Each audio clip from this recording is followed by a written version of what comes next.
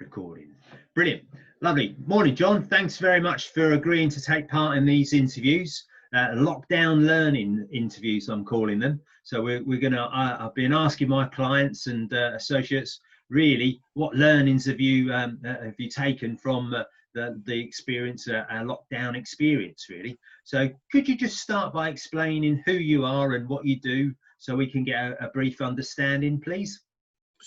Right, I'm John Gelmini. I'm Director of Non-Financial Due Diligence for Transaction Focus. Basically, what we're about is transactions, which means looking at mergers and acquisitions as a way to grow market share. And instead of looking just at legal and financial due diligence, we look at another 25 different factors, mostly focused around people and the provenance of the board. Brilliant. Okay, super, lovely. Thanks for that. First sort of question then, really, at what point in time did you realise there was going to be a problem commercially and not just from a health perspective? So the COVID-19, at what point was there a problem going to be commercially? Well, I do a certain amount of training in the Middle East and the Far East. And of course, you need to be able to fly to those destinations. So if you then say that you can't fly, that then means that all your training can't be delivered in person anymore. And it means that people can't come to you. It means that what you've got to do is take your training content, which we're now doing, and convert it so that it can go online. If you're not used to going online, you've basically got a lot of learning to do. Definitely. Okay, cool. So has lockdown allowed you to focus on something that you weren't doing before?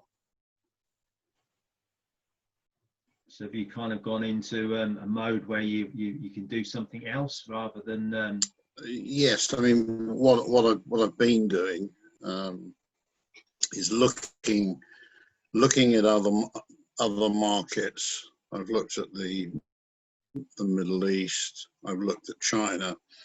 I've identified some websites. One based in France that deals with the Muslim world and therefore all the countries in the Middle East, where training can be provided. And so I'm continuing to write to them via email and sometimes via snail mail. So I'm doing that.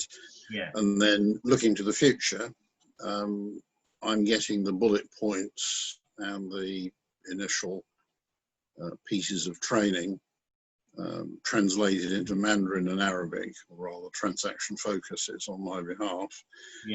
So that we can address these markets starting later in the autumn. So coronavirus has caused a delay in as much as you couldn't market the normal training and expect to actually get any of it until the rules change. Until you can get out face to face. But you're now, I suppose it does go across, to pivot in your business. You've moved into much more of an online basis and online training platform as we spoke about, and part of that is getting the translations done from English into Arabic and Mandarin. Brilliant, cool. That sounds very interesting. So most businesses have been forced to adapt or change, just like yours, but as you're saying there, you've had probably major change, isn't it, there, of not being able to see people or pop on a plane and fly somewhere. You can't do that at the moment, so you've certainly been forced to adapt and change your business. Are there any sort of adjustments that you'd keep doing? Are there things that you think, well, actually this works better doing it this way or that way, and I don't think we'll go back into the new, have you got any sort of new normal, if you like? What's your new normal? Well, I think the new normal, until a vaccine is found or until the regulations get changed or there's some treatment short of a vaccine, because I think Mm. COVID, there are 8 varieties of it, and there's a new, more virulent strain that's come up in Malaysia, Oh, which right. means that rather like the winter flu, I think we're going to have to live with it, vaccine or no vaccine.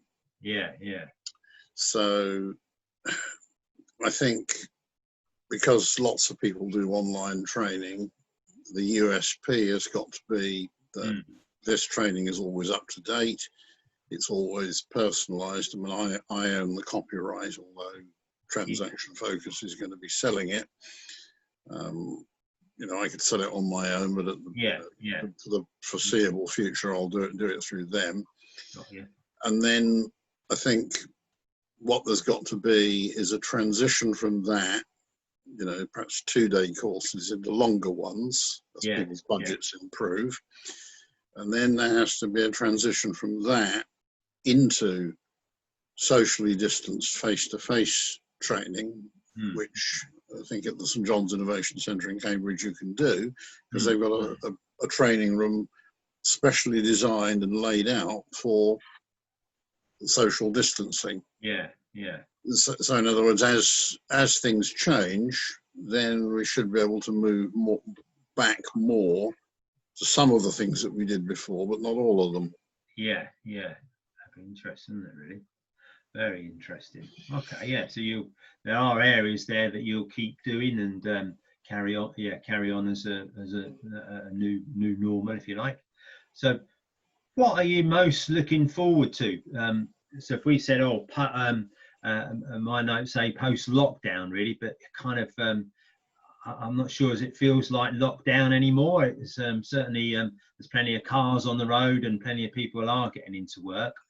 When you're out and about, I've been out and about a bit into supermarkets and to do shopping and see clients myself.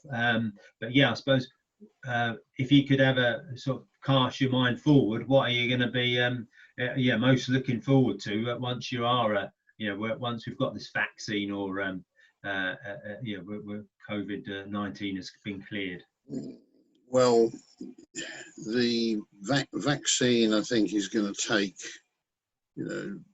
6 to 9 months to go through all the clinical trials. So there's an interim stage before what you're talking about.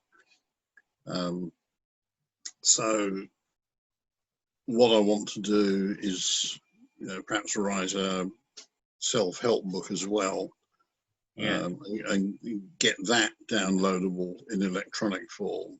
So in other words, I've got to move from what I was doing before, which is, I suppose, it's quasi-Luddism, standing, walking around in a training room or doing consultancy, so that everything then gets turned into little bite-sized chunks of information that you can deliver electronically. What is going to happen, I think, from April, is we're going to have the new biofuel. If your car's fairly new, that's fine. A lot of other people are going to have their cars converted. This is on the route towards electric cars.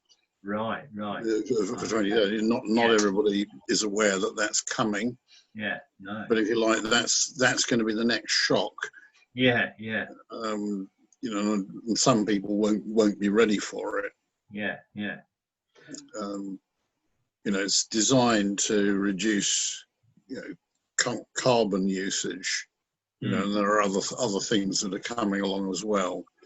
So what I'm looking forward to is perhaps a clearer roadmap to what these things are, and then businesses can then plan around them. Got you. We mentioned earlier before we started the recording, are you looking forward to seeing your girlfriend? So I know you've not seen her for a little while.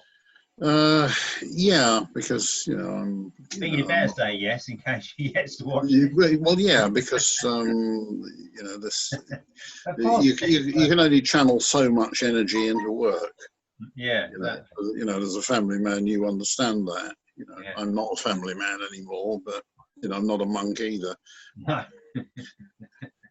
Cool. So it's very hard. It's very hard. Hard, we we do what we have to do. Yeah, yeah. Well, I wish you well with that. So one sort of final question then. What is it that you've perhaps learned about yourself that you could perhaps share with everyone? Well, I think I cope with what's going on because I know, you know, it's part of a movement towards the UN Sustainable Development Goals. So what I've learned, I suppose, is how to deal with things over the years. And I'm a stoic. That's my way of coping with it. Yeah. So you have to look at the things that you can change and the things which are facts of life. Yeah. So if you're, you know, running a very small business and you don't have a lot of room and you're a restaurant or a cafe or something, then you have to think about what your assets are, and your assets are your ability to, you know, to cook and prepare food, and your ability to get that food delivered. You know, rather like your very clever fish and chip client who's now using delivery services. Yeah. So if people can't come to you, you have to go to them. Yeah. What I've learned about the internet is that from the middle of 2018, whereas you could basically sell things directly, you know, from you to them in one hit, now you're going to get a better strike rate if you take them offline and you do something intelligent with them, like phone them or go and see them or something. So that's been, I think, you know, the biggest change. Yeah. Apart from, you know, more use of social media because people are now driving less. Yeah. So what you have to do is look at the behaviour of people and customers, and then see what is that telling you. You know, what is the feedback? You know, in my case, you know, it's, you know, we're not coming to your physical training courses or anybody else's.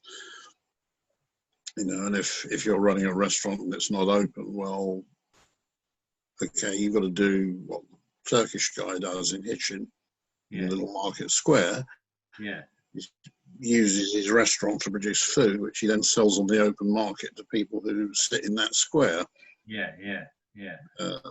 So he's made more intensive use of his kitchen.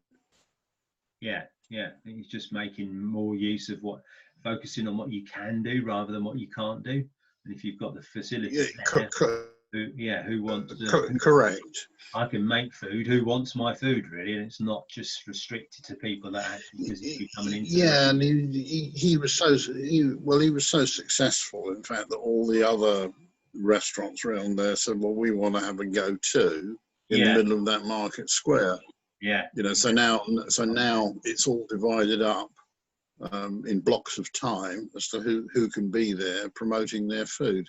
Yeah, which is only because he used to use his mother and father for delivering it from the restaurant to the market square, which is a distance of 100 yards. Yeah. You know, your client in Stevenage does it, you know, with a delivery firm, and he'll go miles. Yeah. So whatever's right for you, that's what you have to do. Yeah, it's interesting, isn't it, really? It's just that adapting and changing and moving forward. And I suppose really, it's interesting that it's a sign of the times that I put myself in this camp as well, that we're talking over Zoom video conference call. And in the early days when we first went on to when we first, I think the first session that we had, I don't think you could get on, could you? Really, you ended up like we had someone in, and I could hear you. We couldn't see you, and then it all changed. And it's that learning, isn't it? Really. And I remember one of my clients saying that, "Oh yeah, come and do a Zoom. We'll do a Zoom conference because everyone's scattered around the country." And my initial thought was, "Oh no, how am I going to possibly do that?" Whereas now it would be, no problem. And I think one of my, I suppose a little bit of a claim to fame, I've actually had an attendee on one of my webinars that's from Perth, Australia. and interestingly, the connection was super clear, and yeah, he'd come across from Australia. So just it's really noticeable, isn't it, that the world has got a smaller place in that front for sure. So it's yeah, I interesting think times ahead, isn't it? Really. it's well, if I look at, you know, this computer now, originally it just had Skype on it. Then Microsoft took over Skype. Then I got Google Hangouts. I've got Google Meetings on this. I've got Microsoft Teams on, you know, my spare computer. And now I've got Zoom, and probably soon I'll have something else. You know, my girlfriend's got, you know, WeChat because she's Chinese as well. And so, you know, and then there's Facebook. So these platforms are increasing in number. So what it means is we have to learn the platforms and about social media, whereas before, you know, it was something that people with beards in dark rooms and T-shirts did. Now we have to learn ourselves. Yeah, that's a great, great one. Brilliant, lovely. Well, thanks very much, John. Thanks for your lockdown learnings. Really appreciate that, and wish you well with your business. And hope you get to see your girlfriend in real life, face to face, very soon. So thanks a lot. Okay, many thanks. Thanks, John.